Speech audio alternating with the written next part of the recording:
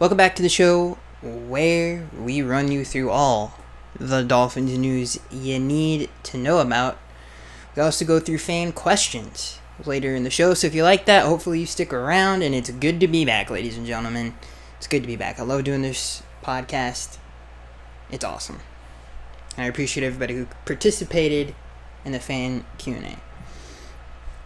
This first news story, when I first saw it, I think it destroyed all of us as Dolphins fans, just because this was a big part of being optimistic for the 2019 season, for the coaching staff to be better, for the team to be more organized, to be more detailed, for it to be ran better. He was going to be a huge part of that, and it sucks that we lost him. This first news story comes from Pro Football Rumors. Dolphins coach Jim Caldwell taking leave of absence. Dolphins assistant head coach slash quarterbacks coach Jim Caldwell will be taking a leave of absence to focus on his health, the team announced in a press release this morning. Jim Caldwell said, quote, "I will be stepping back due to some medical complications that require my full attention. I want to thank Stephen Ross, Chris Greer, Coach Flores, and the rest of the organization for the support they have given me and my family." That's the end of the quote. The Dolphins will still keep the 64-year-old on board, as Caldwell will serve as a consultant to the team for the upcoming season. And NFL.com, Ian Rappaport tweets, a former Patriots assistant will likely take on many of Caldwell's duties.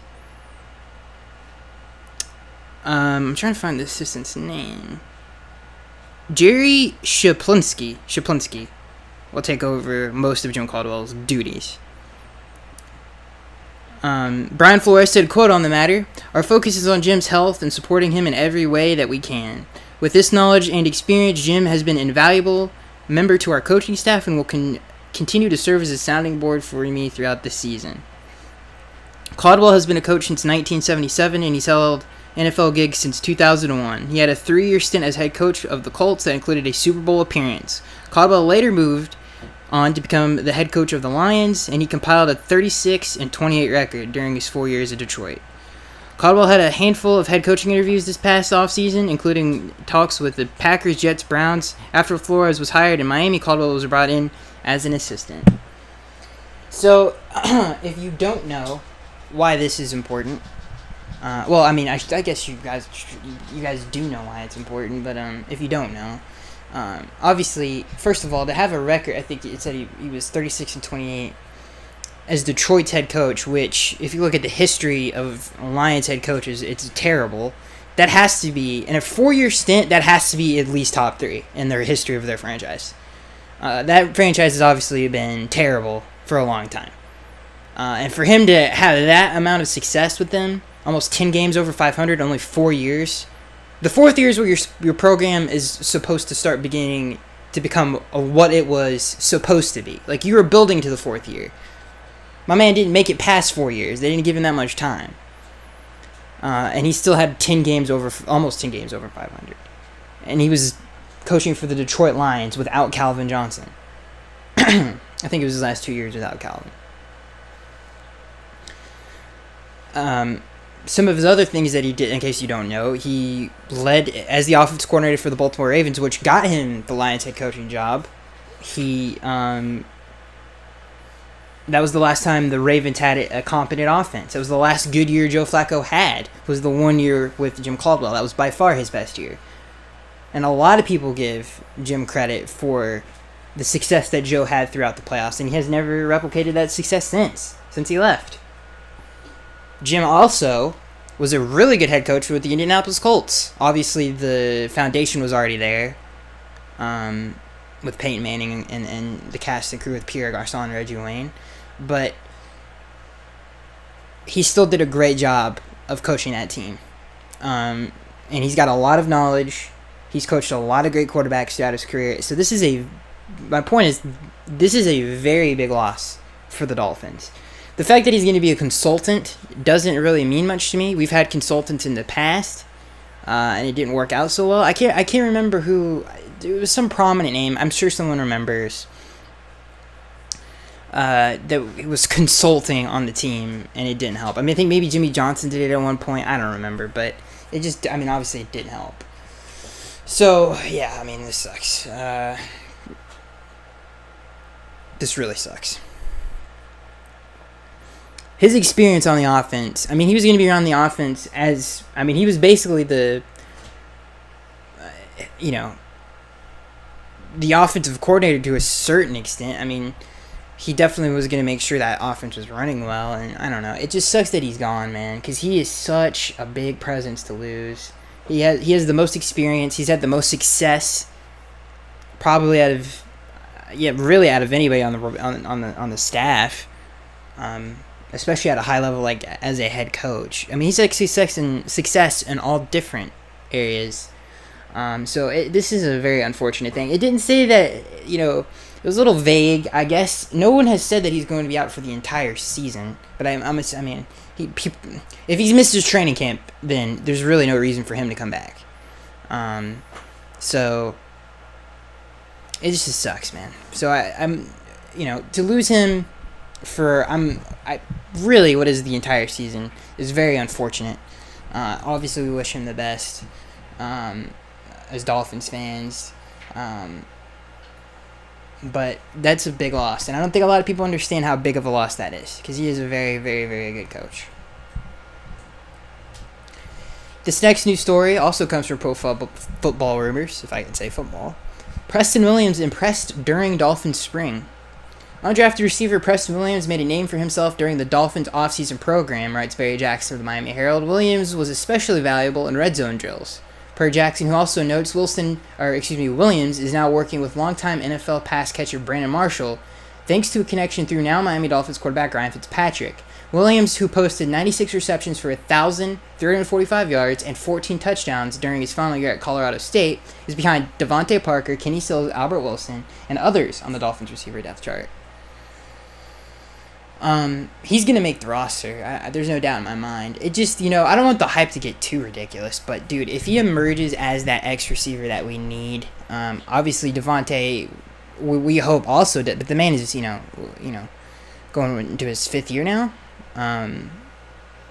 So I feel like there's a little bit less optimism there. I just really feel like, hopefully, one of the two, the chances are, hopefully, two talented, outside receivers who are big and athletic and physical and have great hands and are great in the red zone, one of them hopefully can emerge as at least a very productive receiver to a number one receiver, somewhere in there, because we need it. And hopefully we get that from them. And I have a lot of faith that if you don't know Preston Williams, you got to go watch him on YouTube. He legit, watch Preston Williams, watch Marquise Brown, watch DK Metcalf, Deebo Samuel, all of the, top receivers in this past class. If you watch them and then watch Preston Williams, there's not much of a difference other than the competition that he plays against. Now, I'm pretty sure he went against the Tennessee Volunteers, and he still had, I think, a pretty decent game. It's been a while since I watched his games, but he's a very talented player. I mean, he makes ridiculous one-handed catches.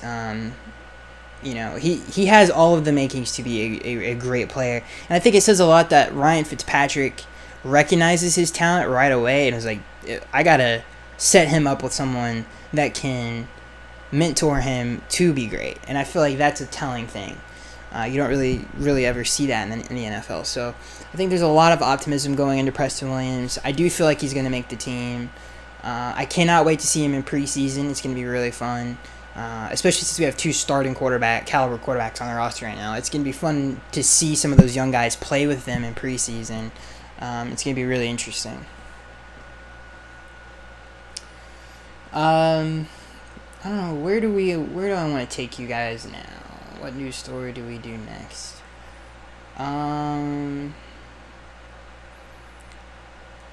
We'll do this, just because we just talked about preseason. This next news story comes from Dolphins Wire. Dolphins 2019 preseason schedule, times, dates, streaming info.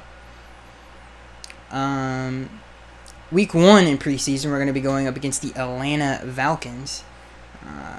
That's going to be at Atlanta. So there you go. Or no, I think that's at home. Yeah, I think that's at home. My bad. Week 2, we're going to be going on the road to Tampa Bay. Week 3, we're at home against the Jacksonville Jaguars. And Week 4, we're on the road again to New Orleans versus the Saints. So there's your preseason schedule in case you don't know. So the dress I can never say that. The dress rehearsal game, which is usually Week 3, is going to be against the Jaguars. That's where you're going to see most of the starters play big minutes. So that's going to be interesting to see them the offense go against that defense, especially the offensive line versus their defensive line. That's going to be really interesting.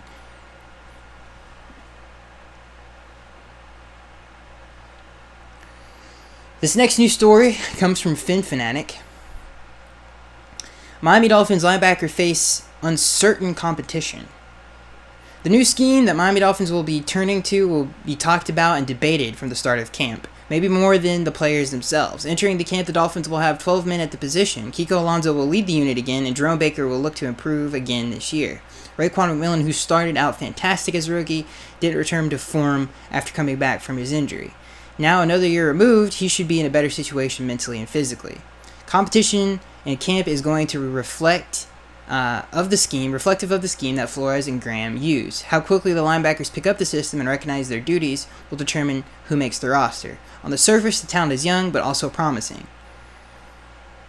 Andrew, the outside linebacker from Wisconsin, can never get his last name right, is a 4th-round draft pick from Wisconsin, and the Dolphins believe that he can make an immediate impact in the scheme. He has good vision, quick to the ball, and he can get through the line to attack the quarterback. Experience is not lacking, however. Depth, the youth, Alonzo, has 7 years. Nate Orchard, added this offseason, has 5 seasons, and Mike Hull has 4.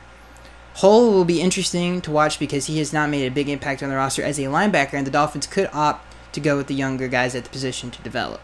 Chase Allen has 3 seasons, but like Hull, may find himself on the outside he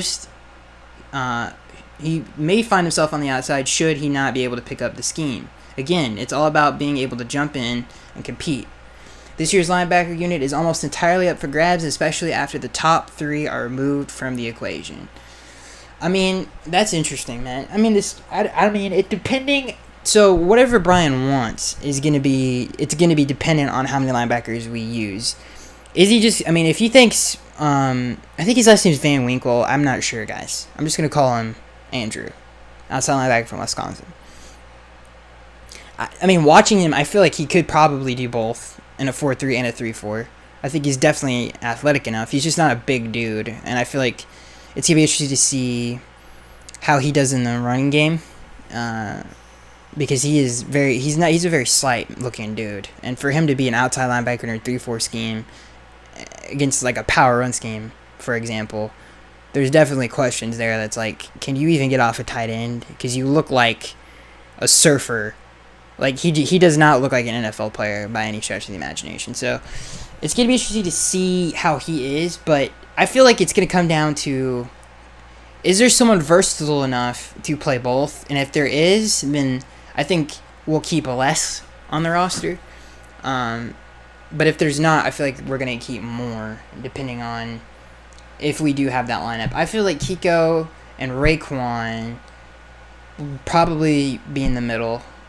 And the outside is really where it gets dicey. Well, maybe not really. You know what? Actually, if I had to predict the scheme right now, I could see Alonzo, Raekwon, and then on your outsides, I could see Jerome and Andrew on the outsides, playing in the 3-4 scheme.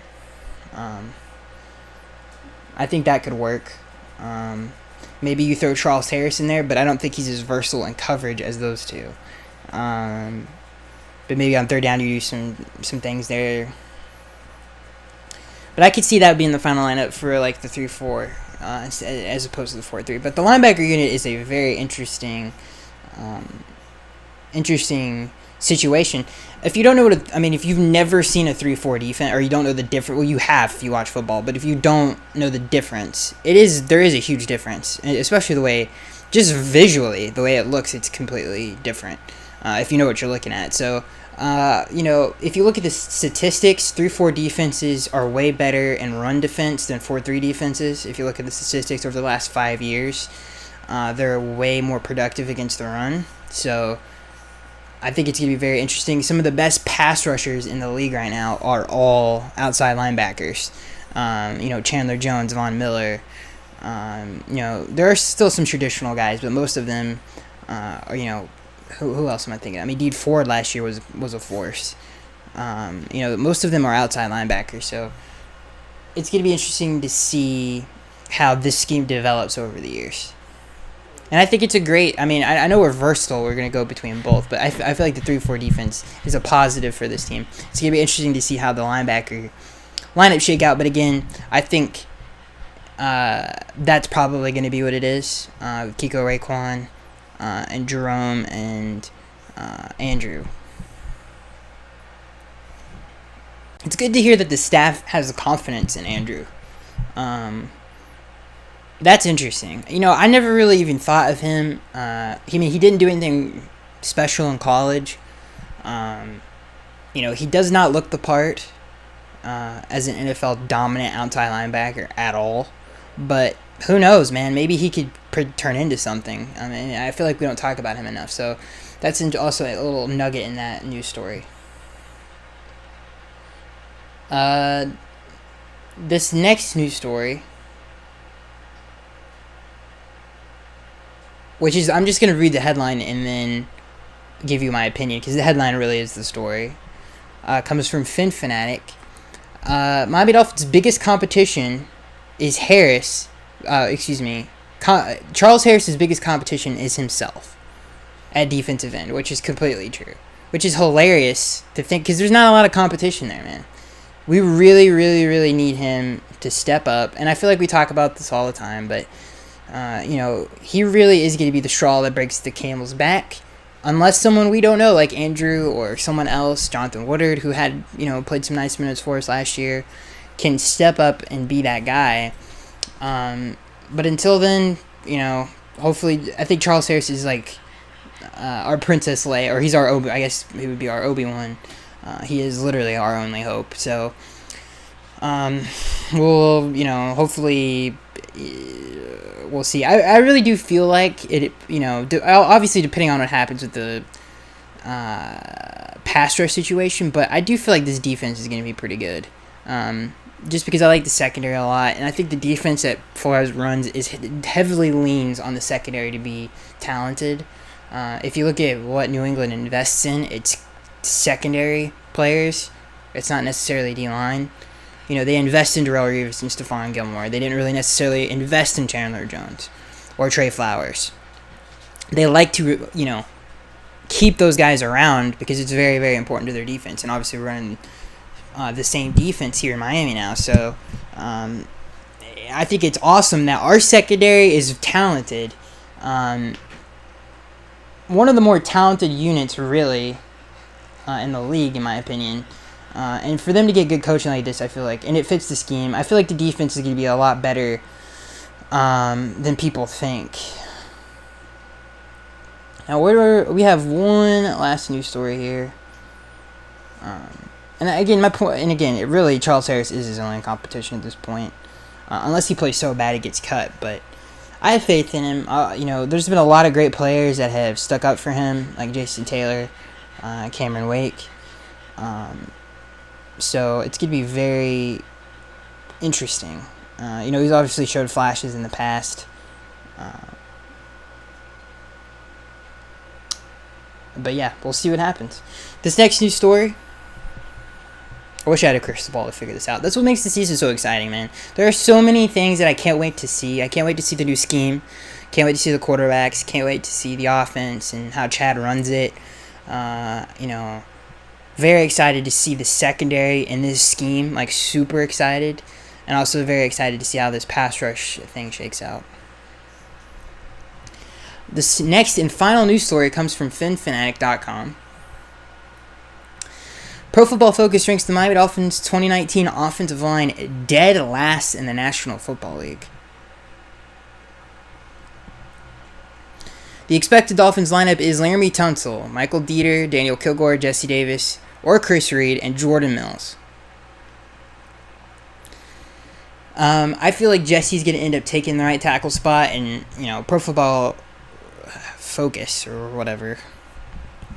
The one disadvantage of I think Jesse can be a really good right tackle, so I feel like that's probably the best lineup. And Jordan Mills is actually, he's a physical player. He's a good run blocker. So I feel like him moving inside the guard is a good thing. I think that would, he would be a better guard than a tackle. So I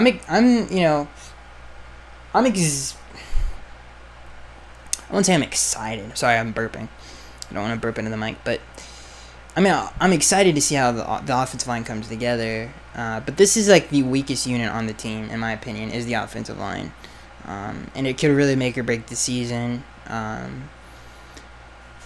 The quarterbacks that we currently have, obviously, if Josh Rosen starts, we need a good offensive line.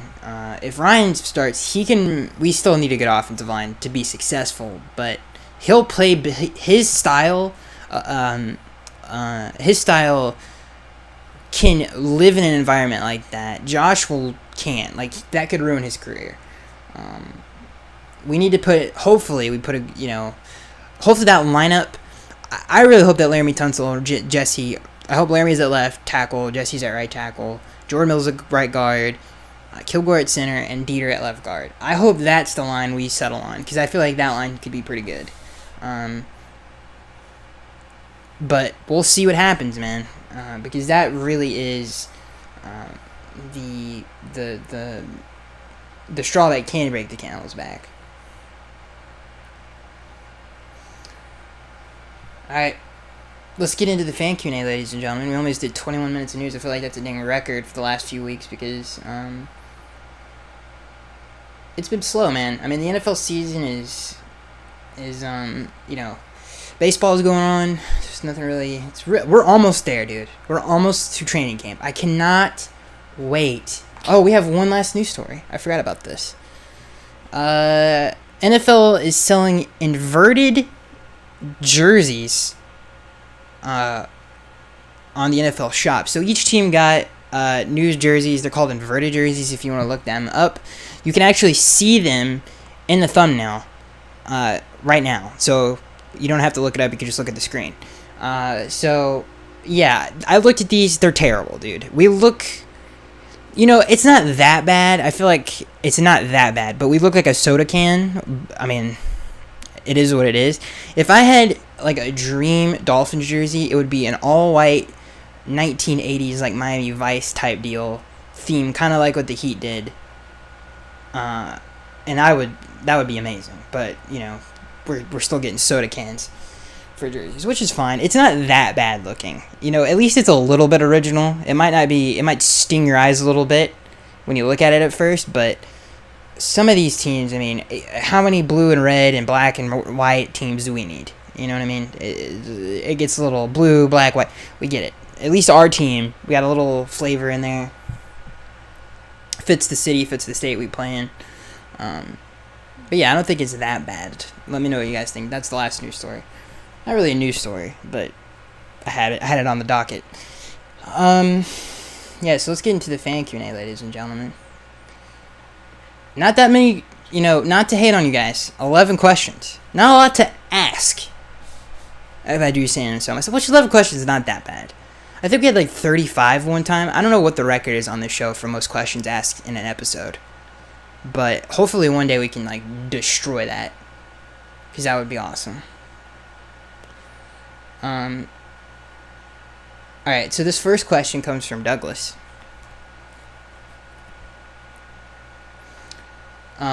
Douglas Ward asks, sorry, I had to itch my nose. Douglas Ward asks, hey Skaggs, we have a boat load of players that we need to see more out of, and a few others we need to make decisions on. What are your thoughts on this list?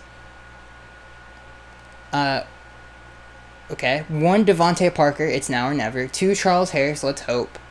It was just bad coaching and a poor defensive coordinator, that's been the problem. 3, Kenyon Drake, way too many poor first down carries, dancing around, and losing yards. 4, Jakeem Grant, let's sign this guy to a long-term contract while it's still a little cheap. I love his heart and a big playability. 5, Mike Gesicki, he was a big disappointment last year. 6, Vincent Taylor and Devon Godchaw. Same as Grant, let's lock these guys up cheap while we still can. So, alright. Yeah, I like this list.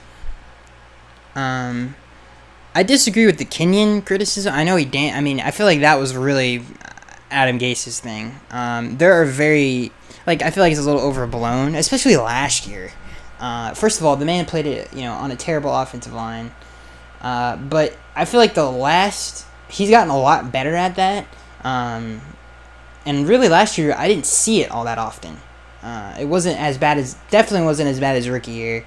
And his second year, even then, I feel like he got better. And then I feel like he got way better this year. I think he's definitely matured into an NFL running back. I think he was more efficient. He doesn't have the Frank Gore in him yet. Obviously, that'll come, hopefully. But I feel like he learned a lot from Frank. I'm not saying he's on that level, but you can tell that Frank taught him a lot about running the football. If you just watch his rookie year to him now, it's completely different. How, his instincts are better. He knows when not to, like you said, dance around behind the line of scrimmage. He knows not every play is a touchdown. He knows that positive yardage is the most important thing. And you can tell on the way he runs the ball. So I disagree with you on that one. But everyone else really I agree with. Yeah, I like Jakeem Grant a lot. Vince Taylor needs to stay healthy, and DeVar Gottschalk is definitely a solid player. This next news story, I'm sorry about that. This next question comes from Corporate Gamer. Corporate Gamer asks, what edition of Madden 20 are you getting between the Standard Superstar and Ultimate Superstar edition? Not a Dolphins question, Corporate Gamer, but I will answer this very quickly. The Standard Edition. You're crazy if you buy anything above that, in my opinion. Corporate Gamer asks, what did you think of the new Dolphins inverted jerseys that the NFL store released? I don't think it's that bad, but a lot of people, I don't know if they hate the creamsicle uniforms or not, man.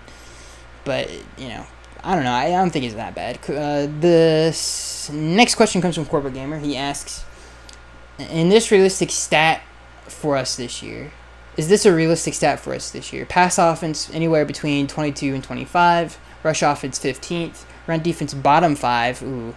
Pass defense top 10. No way is our run defense going to be bottom 5. Bold prediction right now. And I don't usually do this. Run defense is going to be top 15. The way Brian and Bill coach, the attention to detail, everybody's in the right place at the same time, or at the right time. The switch to a 3-4 defense. I feel like we have the personnel to be a good run defense, especially the linebacker. In the secondary, we have a lot of like Xavier Howard, Bobby McCain, and Minkah Fitzpatrick. All of those guys can tackle at a high level at their position, so they can help us on the edges and run defense a lot because they're not afraid to get in there and get their hands dirty. I feel like the run defense is going to be top 15. I think we're going to be a physical unit. I think we're not going to line up in the wrong places. One of the things that you heard a lot last year from the players, and this is something that you've heard throughout NFL history, you can have as much talent as you want. Run defense is, if you want to be a great run defense team, you have to do it as a unit. And that's what they kept saying, and it's true. It's very true. So I feel like that is a huge factor into it as well, and I feel like that's where coaching comes in. That's where getting prepared comes in, is doing it at a high level as a unit. And, there was a lot of freelancing last year and over the years with Sue and Rashad Jones and, some other players. That's not going to happen with this coaching staff. So I think all of those reasons, the 3-4 scheme being better against the run defense, we're finally out of this wide 9 defense that historically has been bad against the run. The Eagles, can ask the Philadelphia Eagles how that worked out for them last year. And so the 3-4 defense, getting out of the wide 9, the better coaching staff, I feel like all of those things will help us be a better run defense. So your stat prediction on that, I think, is going to be way off. There's no way we're going to be a bottom 5 run defense. And I feel like the linebackers with Raekwon and Kiko, switching to the 3-4 is going to help them out a lot. And I feel like the coaching from this staff, I can't wait to see Kiko in a scheme like this. It's going to be interesting. So for a recap, pass offense 22 for 25. I don't have a strong stance on that, but I feel like it could be drastically one way and drastically the other. Run offense 15th. That would be good. I would take that. Run defense bottom 5. I just disagree with that. And pass defense top 10. That would be amazing. I could definitely see us being that high. This next question comes from Corporate Gamer. He asks prediction for our wide receiver core yard wise. Man, I don't know, cause that could vary drastically one way or the other. Oh man. I would say the one who's gonna lead. I'll say this. I'll say who's gonna lead us in receiving yards. I'll say, that's tough. Who is gonna lead us? You know what? It was really in my mind between Kenny and Devontae. And I thought about Preston Williams being pretty high, and I feel like he will. But I'm going to go with Devontae Parker. I feel like this, I don't really even want to say this, but this could be his year. And if it's not, then this man, he just isn't talented enough. So, because this man's getting the best wide receiver coach in the National Football League in Chad O'Shea. So, if he doesn't get it down now, then it's not anyone else's fault but his. So, yeah, hopefully that answers your question.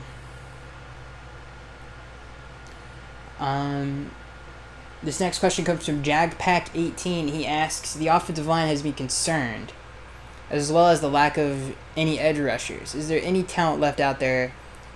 Do we just hope for the best, or do we just hope for the best? I mean, you never know who could be cut, who could be let go. You know, some trades have been known to happen around, leading up to training camp.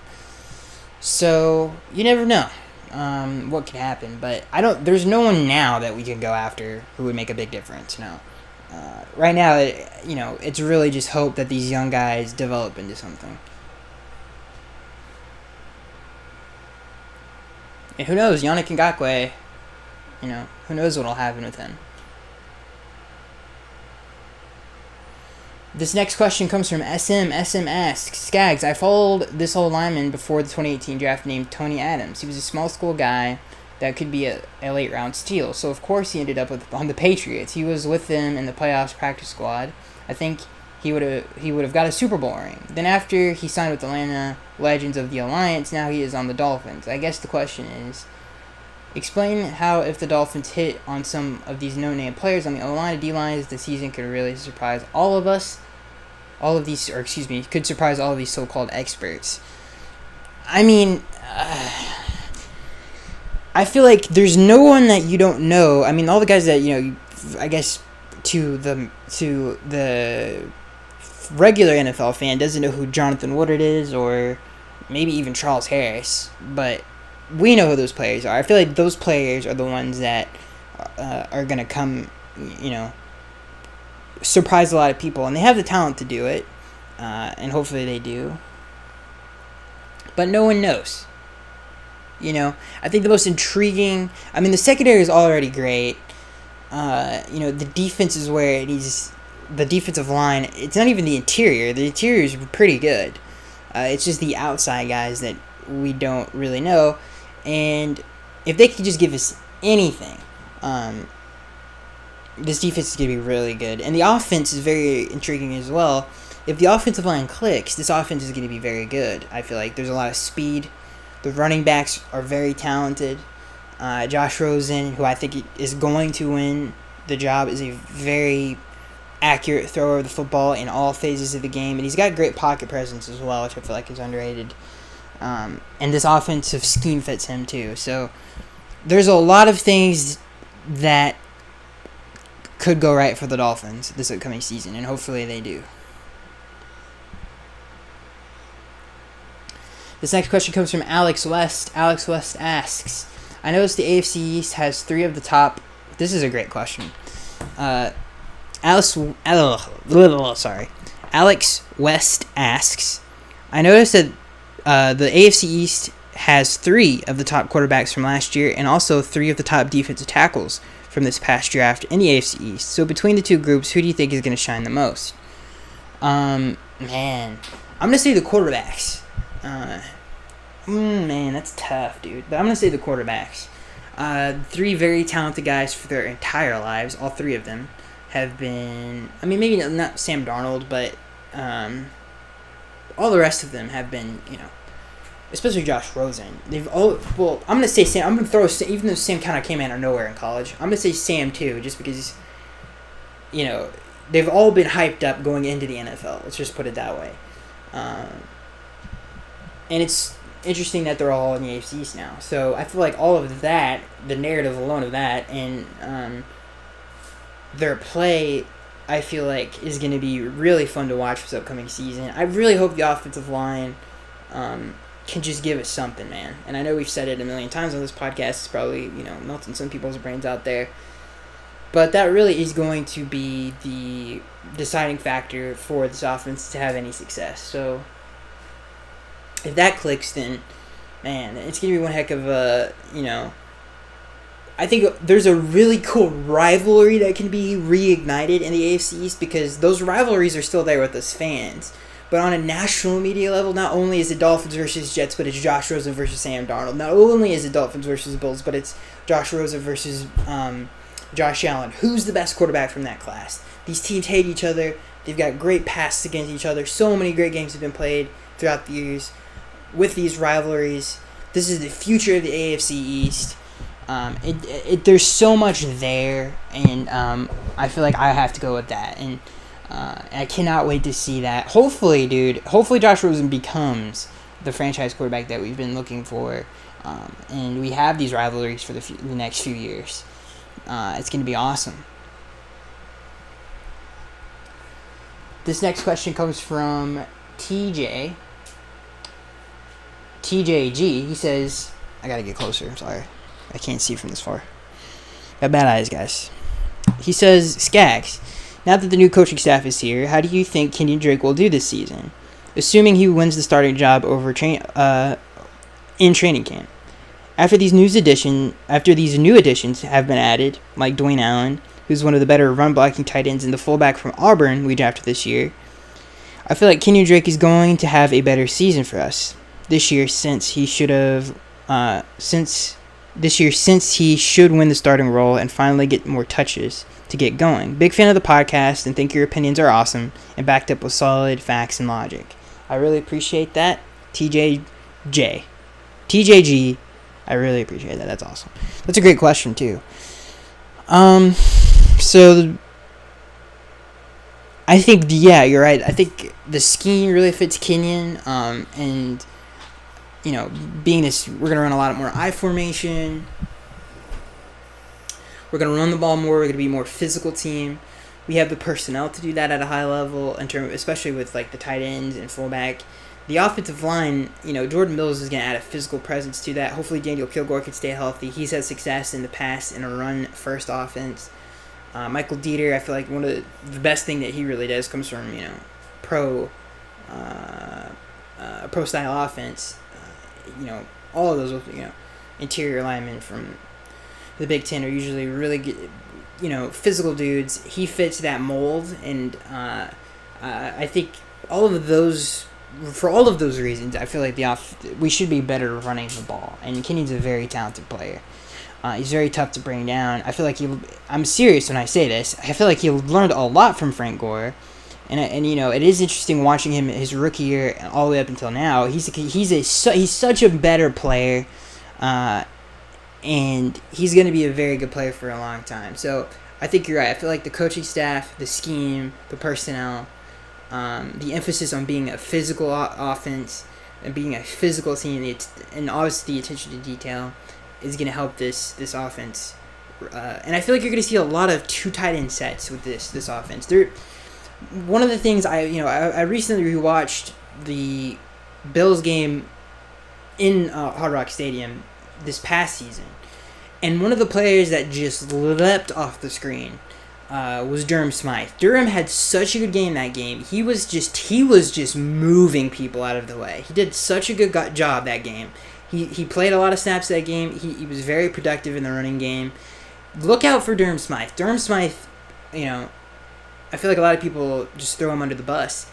I could see him making it. I know Dwayne Allen's he's a really good run blocking tight end. But I could see Durham Smythe, Dwayne Allen, and Mike Gesicki, all three of them making the roster. I feel like, I'm serious. Go back and watch that game. Durham Smythe had a very, very, very good game that game. He was just moving people, and he fits the scheme. He fits the scheme, and he has a little wiggle to him in the passing game. So, all right, this next news story, I keep saying news story because I'm used to it. This is actually the last question of the day. SM asks Skaggs, if we need defensive end help, who do you like it from on this list? Robert Ayers, Michael Johnson, Derek Shelby, William Hayes. Considering we are looking to run a 3-4 base, Michael Johnson is my choice. If we're running a 3-4, out of all of those guys, I would want to have William Hayes. He's one of the best run defenders of the league. He's an underrated pass rusher. He brings a physical nature to the defense. I think he's the best player on that list. Derek Shelby is a good player too. He's a solid role player. Michael Johnson obviously solid as well, but I think if I had to pick one, it would be William Hayes for those reasons. He just can never stay healthy with us, man, and it sucks because he's a very good player. So it looks like that is going to be it, guys. For this week, quick show. I'll say 40 minutes. Usually like 10 more minutes we usually do, but training camp almost here. Thank God, and hopefully, hey man, hopefully we can get some more questions next time around. And I know there's not a lot to talk about, so, but hopefully we get a bomb. I can't. I know training camp is soon. So I think next week's episode, it might be right around when training is going to start. So that's very, very exciting. So that is going to be it, guys. I hope you guys enjoyed. And I cannot wait to see you guys in the next one.